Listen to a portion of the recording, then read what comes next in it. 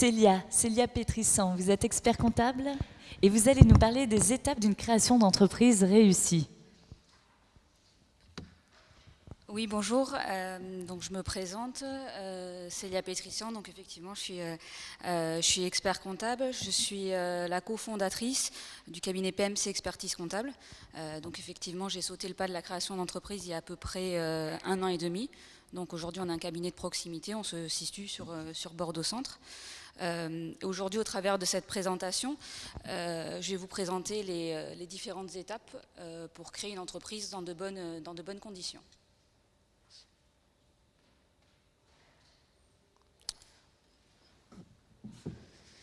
Alors finalement, la création d'entreprise, c'est une aventure unique, c'est une aventure enrichissante.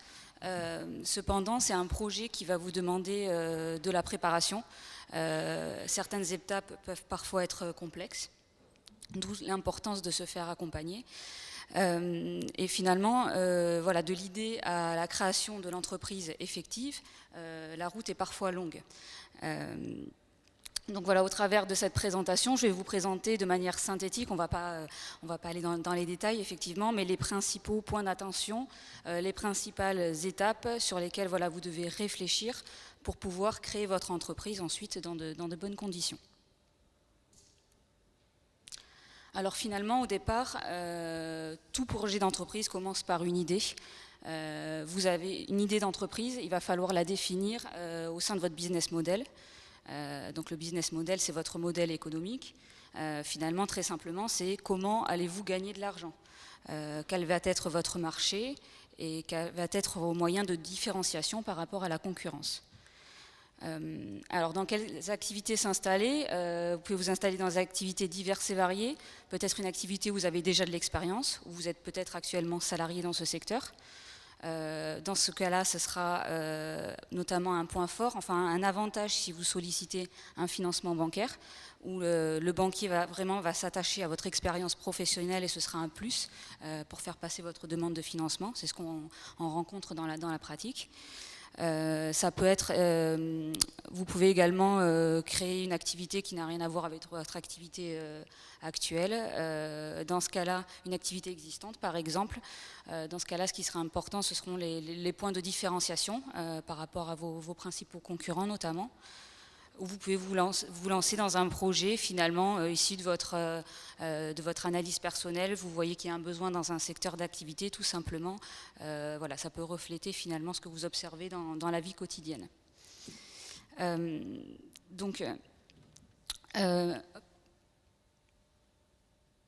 Voilà, et à cette étape-là également, c'est important de parler de votre idée avec votre entourage. N'hésitez pas à en parler au plus grand nombre. Ça va vous permettre d'avancer dans l'élaboration de votre projet. Donc, une fois que vous avez votre idée, vous allez la tester au sein de l'étude de marché. Alors, l'étude de marché, c'est quelque chose qui peut vous paraître assez complexe, mais en fait, c'est très simplement vous poser des questions qui sont essentielles. Quel va être mon environnement finalement, quels vont être mes principaux concurrents, quels vont être mes principaux fournisseurs, est-ce qu'il existe une réglementation spécifique sur mon secteur d'activité. Ensuite, quelle va être ma clientèle, est-ce que je vais m'adresser à des particuliers, est-ce que je vais m'adresser à des professionnels.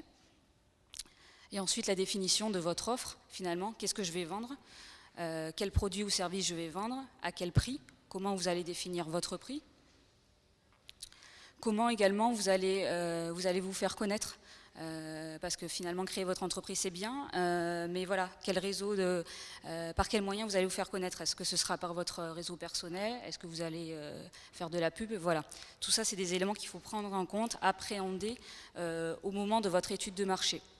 Donc l'étude de marché, ça va vous permettre de définir finalement les points clés de votre secteur d'activité. Et puis vraiment travailler sur votre différenciation.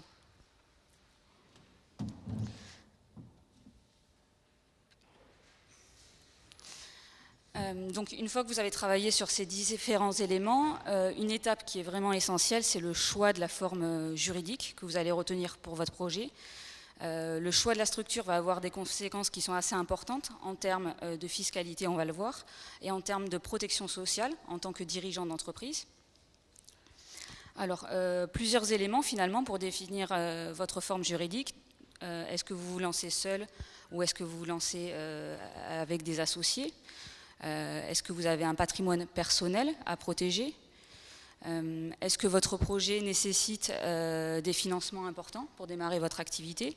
Voilà, en fonction de tous ces éléments, ça va vous permettre de définir notamment la structure juridique à retenir.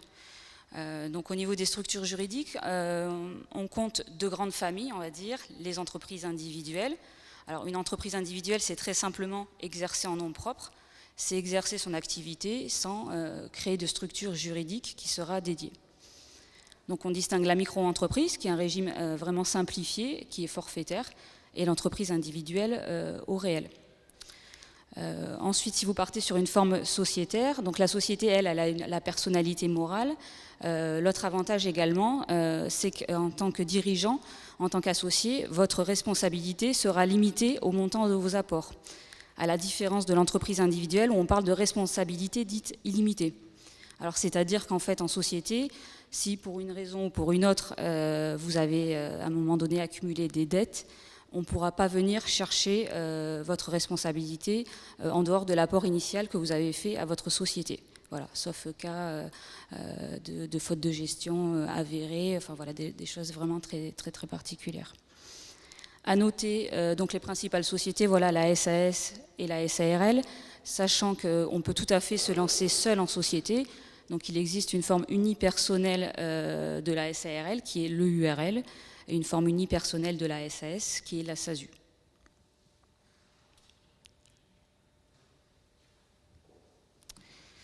La forme juridique de votre société, de votre projet, va induire également la fiscalité de votre entreprise. Donc c'est-à-dire que si vous êtes en entreprise individuelle au réel, vous allez notamment relever de l'impôt sur le revenu. C'est-à-dire que très simplement, chaque année, on va faire la différence entre votre chiffre d'affaires, l'ensemble de vos charges. Le résultat qu'on va obtenir remontera dans votre base d'imposition au barème progressif de l'impôt sur le revenu. Voilà, chaque année, ce résultat sera imposé à l'impôt sur le revenu. En revanche, si vous êtes sous une forme sociétaire, sauf exception, je ne vais pas rentrer dans les détails, vous allez relever de l'impôt sur les sociétés, c'est-à-dire que c'est la société elle-même qui est fiscalisée. Donc vous serez imposé à l'impôt sur le revenu sur les rémunérations effectivement prises, pas la totalité du résultat, inversement donc à l'entreprise individuelle, et la société va payer des bénéfices va payer de l'impôt sur les sociétés, sur les bénéfices qu'elle va réaliser. Donc les bénéfices, ce seront la différence entre le chiffre d'affaires, l'ensemble des charges et également la rémunération que vous allez pouvoir prendre. Donc en termes d'impôt sur les sociétés, on est à 15% jusqu'à peu près 38 000 € de résultat, 38 120 en fait précisément. Au-delà, vous êtes imposé à 28%. La forme de votre société va également avoir un impact sur la TVA, la taxe sur la valeur ajoutée. Donc si vous commencez dans un premier temps en micro, vous relèverez du régime en franchise en base de TVA, donc vous ne serez pas soumis à TVA. Cependant, si vous dépassez certains seuils, vous relèverez la TVA.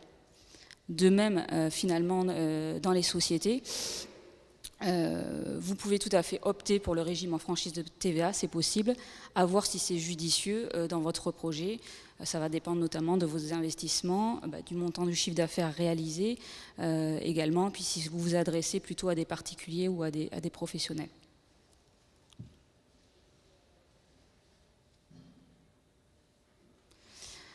Alors la protection sociale du dirigeant d'entreprise, elle est également induite par le choix de votre structure juridique. Donc schématiquement, on a deux statuts sociaux différents. Lorsqu'on est dirigeant d'entreprise individuelle ou gérant majoritaire de SARL, on va relever du statut de ce qu'on appelle des travailleurs non salariés, les TNS. C'est-à-dire que vous dépendez en fait du RSI. Alors bon, aujourd'hui le RSI a changé de nom, mais le fonctionnement est le même. Ce sera la sécurité sociale des indépendants. Donc au niveau de la fiscalité, vous serez imposé à peu près entre 43% et 48% des rémunérations nettes versées. C'est-à-dire que si vous prenez 1 000 € de rémunération nette, ça va vous coûter à peu près 1 500 € chargés. Inversement, si vous relevez du statut de la SAS, si vous êtes président, directeur général de SAS, Vous ne relevez pas de ce régime, vous êtes ce qu'on appelle assimilé salarié, c'est-à-dire comme un salarié classique, vous relevez du régime général. Donc si vous versez un salaire, il faudra vous réaliser un bulletin de salaire. Vous cotisez aux mêmes caisses qu'un salarié classique, à l'exception de Pôle emploi. En termes de cotisation sociale, donc la protection sociale est meilleure, mais en termes de cotisation sociale, c'est beaucoup plus onéreux. On se situe à peu près entre 75 et 85%, c'est-à-dire que si vous prenez 1 000 € net, ça vous coûtera plutôt à peu près 1 800 € chargés. Donc ensuite, une fois que vous avez fait le point sur ces différents éléments, vous allez pouvoir travailler sur votre prévisionnel ou business plan. Donc voilà, ça c'est un document qui est indispensable quand vous souhaitez créer votre entreprise. Schématiquement, il comprend 2 parties. Une partie non financière où vous allez présenter votre projet, vous allez présenter votre situation en tant que porteur de projet, justement valoriser votre expérience, indiquer pourquoi vous en êtes venu à la création d'entreprise dans ce secteur d'activité.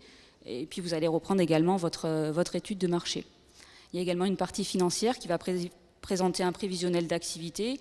De manière générale, c'est un prévisionnel d'activité sur 3 ans. Donc par prévisionnel d'activité, on entend en fait les charges prévisionnelles sur les 3 prochaines années et un chiffre d'affaires estimé. Donc le prévisionnel, c'est un document qui va être indispensable si vous sollicitez un financement bancaire. Donc votre banquier, effectivement, va vous demander un prévisionnel, en général réalisé par un expert comptable. Donc c'est indispensable pour la banque, mais je dirais que c'est surtout indispensable pour vous, finalement, pour savoir si votre projet est rentable. Est-ce que votre projet va vous permettre de vous rémunérer correctement ?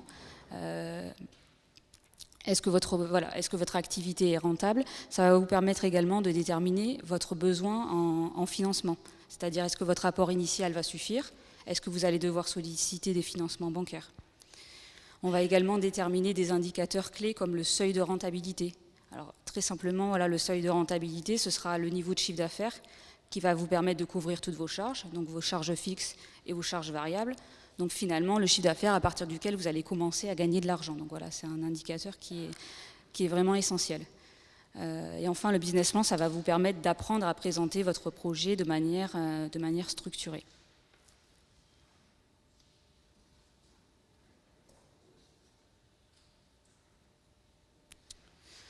Donc, une fois que vous avez passé toutes ces étapes, vous allez devoir réaliser les formalités d'immatriculation. Donc, elles vont varier en fonction du choix de votre structure juridique. Si vous êtes en entreprise individuelle, en micro, les formalités sont assez simplifiées. En micro, vous immatriculez seul en ligne. Par contre, si vous avez choisi une structure sociétaire, il va falloir rédiger des statuts. Les statuts, en fait, c'est un contrat d'entreprise dans lequel vous allez rappeler finalement votre objet social, le montant du capital, les apports de chaque associé, etc. Une fois que vos statuts sont signés, que vous avez préparé vos documents nécessaires pour l'immatriculation, vous allez déposer votre dossier au CFE, au centre de formalité. Donc le CFE, ça va dépendre de la nature de votre activité. Si vous êtes dans une activité artisanale, ce sera la Chambre des métiers. Si vous relevez d'une activité commerciale, ce sera la CCI. À la suite de ça, vous allez obtenir votre numéro SIRET et votre CABIS, qui est en fait la carte d'identité de votre entreprise. Et donc officiellement, votre entreprise sera créée.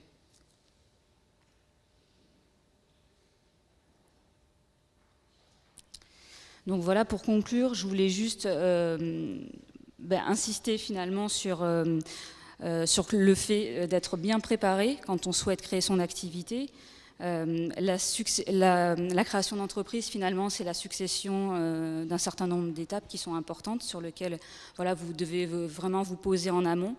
Il est également très important d'être entouré. On en a beaucoup parlé précédemment, mais voilà, sur le stand, vous allez retrouver des partenaires qui sont essentiels dans la création d'entreprise, des incubateurs, des pépinières, nous, les experts comptables, les banquiers, les avocats. Voilà, tous ces partenaires sont vraiment très importants et n'hésitez pas à les solliciter et à aller les consulter avant de créer votre entreprise, pour la créer finalement sous les meilleures conditions et pas se tromper de statut juridique, notamment dès le début, puisque ça peut avoir des conséquences financières qui sont importantes par la suite.